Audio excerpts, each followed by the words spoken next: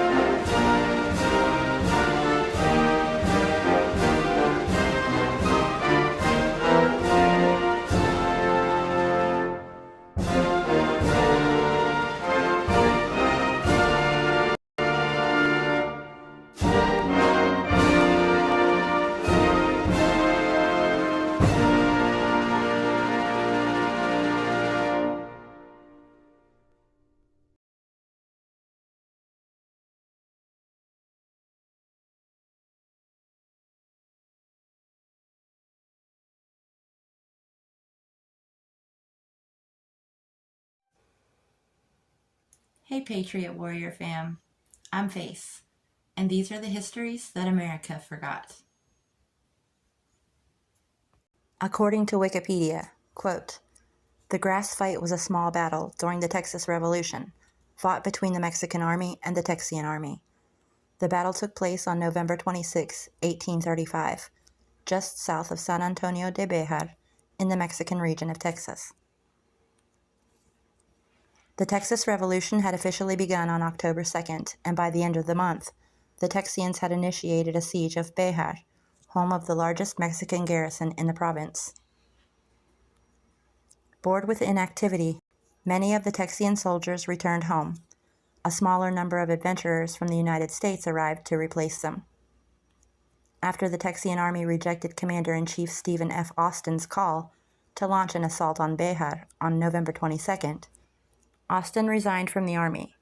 The men elected Edward Burleson their new commander-in-chief. On November 26, Texian scout Deaf Smith brought news of a Mexican pack train, accompanied by 50 to 100 soldiers, that was on the way to Béjar. The Texian camp was convinced that the pack train carried silver to pay the Mexican garrison and purchase supplies. Burleson ordered Colonel James Bowie to take 45 to 50 cavalry and intercept the train. An additional 100 infantry followed. On seeing the battle commence, Mexican General Martín Perfecto de Cos sent reinforcements from Béjar. The Texans repulsed several attacks by Mexican soldiers, who finally retreated to Béjar. When the Texians examined the abandoned pack train, they discovered that instead of silver, the mules carried freshly cut grass to feed the Mexican army horses. 4 Texians were injured, and historian Alwyn Barr states that 3 Mexican soldiers were killed, although Bowie and Burleson initially claimed the number was much higher. On October 2, 1835, Texas colonists attacked a Mexican force at the Battle of Gonzales, formally launching the Texas Revolution. After the battle ended, disgruntled colonists continued to assemble in Gonzales, eager to put a decisive end to Mexican control over the area. On October 11th, the disorganized volunteers elected Stephen F. Austin, who had settled the first English-speaking colonists in Texas, as their commander-in-chief. Several days later, Austin marched his newly created Texian army towards San Antonio de Béjar, where General Martín Perfecto de Cos, brother-in-law of Mexican President Antonio López de Santa Anna, oversaw the garrison at the Alamo. In late October, the Texians initiated a siege of Béjar. At 10 a.m. on November 26, Texian scout Erastus Deaf Smith rode into camp to report that a pack train of mules and horses and donkeys accompanied by 50 to 100 Mexican soldiers was within 5 miles of Béjar. For several days, the Texians had heard rumors that the Mexican army was expecting a shipment of silver and gold to pay the troops and purchase additional supplies. The Texians had begun fighting without pay, and most wanted to charge from camp and loot the expected riches. Burleson calmed the crowd and then ordered Colonel James Bowie to take 35 to 40 mounted men to investigate, but only attack if necessary. After Bowie recruited the Army's 12 best marksmen for the expedition, there was little doubt that he intended to find a reason to attack. Burleson managed to stop the entire army from following by sending Colonel William Jack with 100 infantry to support Bowie's men. About 1 mile from Béjar, Bowie and his men spotted the Mexican soldiers crossing a dry ravine. This was likely near the confluence of the Alazan, Apache, and San Pedro creeks. Bowie's men charged the Mexican party, scattering the mules. The mounted forces briefly exchanged fire, and then both sides dismounted and took cover in dry stream beds. The Mexican forces counterattacked but were repulsed. In Béjar, General Cos saw the battle begin and sent 50 infantry and 1 cannon to provide cover so the cavalry could retreat to town. The Texian infantry also heard the initial shots and rushed toward the battle, at one point wading through waist-deep water. They approached the battlefield during a lull. The lack of noise made it difficult for them to ascertain where the Mexican troops were, and the Texians were surprised to find themselves between the Mexican cavalry and infantry. As the Mexican troops began firing, the Texian infantry troops dropped to the ground. Colonel Thomas Rusk led a group of 15 in an attack on the nearest Mexican cavalry. As those cavalrymen fled, the Texian infantry was able to scramble to cover. The Texian cavalry joined their infantrymen. Burleson's father, James Burleson, led a cavalry advance on the Mexican position, yelling, quote, "Boys, we have but once to die. They are here in the ditch. Charge them." End quote. The Mexican artillery fired 3 times, driving the Texians back. 3 times the Mexican cavalry attempted to take a small rise to give the artillery better position. They were repulsed. The Mexican infantry then attacked.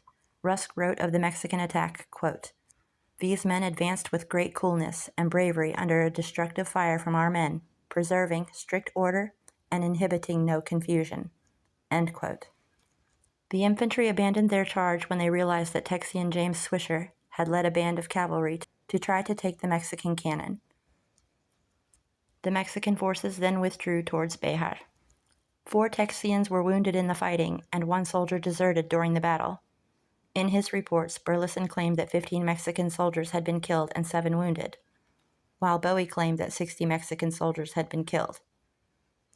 In his book Texans in Revolt, The Battle for San Antonio, 1835, historian Alwyn Barr stated that only 3 Mexican soldiers had been killed and 14 wounded. Most of the casualties were from the cavalry companies. Burleson praised all of his officers for their conduct. Bowie received the most mention. The Texians captured 40 horses and mules. To their surprise, the saddlebags did not contain bullion. Instead, the mules had been carrying freshly cut grass to feed the Mexican horses trapped in Béjar. This prize gave the battle its name. Although the engagement, which historian J.R. Edmondson termed a, quote, ludicrous affair, end quote, did not yield valuable plunder, it did serve to unite the Texian army. Days before, the army had been bitterly divided and unwilling to risk a prolonged siege or assault. With their success in the grass fight, however, the Texian soldiers began to believe that, although outnumbered, they could prevail over the Béjar garrison. The Texians believed that Cos must have been desperate to send troops outside of the safety of Béjar. Several days later, on December 1st, a handful of Americans in Béjar convinced Cos to allow them free passage from the city. Although they had promised to leave the country, the men, including Samuel Maverick, instead joined the Texian army and provided information about the Mexican defenses and the low morale within the town.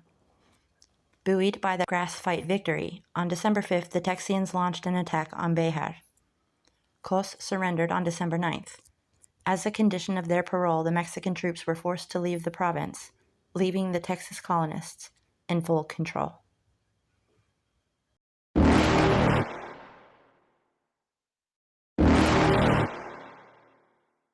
You're never gonna make it, you're not good enough. There's a million other people with the same stuff. You really think you're different? Man, you must be kidding. Think you're gonna hit it, but you just don't get it. It's impossible, it's not probable, you're irresponsible. Too many obstacles, you gotta stop it, yo. You gotta take it slow, you can't be a pro. Don't waste your time no more. Who the fuck are you to tell me what to do? I don't give a damn if you say you disapprove. I'm gonna make my move, I'm gonna make it soon. And I'll do it cause it's what I wanna fucking do. Cause all these opinions and all these positions, they come in millions, they blocking your vision. But no, you can't listen, that shit is all fiction. Cause you hold the power as long as you're dreaming. There's no way that you make it. And maybe you can fake it, but you're never gonna make it. Aren't you just gonna take that? Make them take it all back. Don't tell me you believe that. Aren't you just gonna take that? Or will you fucking fight back?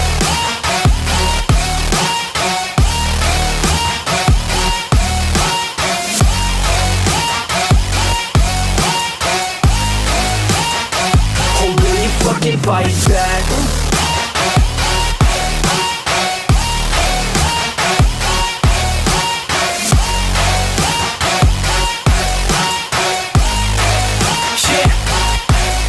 You ain't gonna make it, you ain't never ever gonna break it. You can never beat them and they're better than you face it. Thinking that they give a damn, you're not thinking straight, kid. No, they don't give a damn, you got what I'm saying? I'm not fucking playing, I'll give it to you straight, man. There's too many others and you're not that great, man. Stop what you're saying, stop what you're making. Everybody here knows that you just faking. Nah, I don't wanna hear it anymore, I don't wanna hear it anymore. All these fucking thoughts, they are not what I need anymore. I'm about to shut the motherfucking door on all you poor ass haters with your heads in the clouds, talking out loud so proud. You better shut your goddamn mouth before I do more speak out. It's about to head south. You're never gonna make it.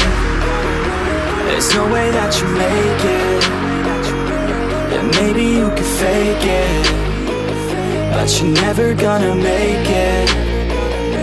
Aren't you just gonna take that? Make them take it all back. Don't tell me you believe that. Aren't you just gonna take that? Or will you fucking fight back?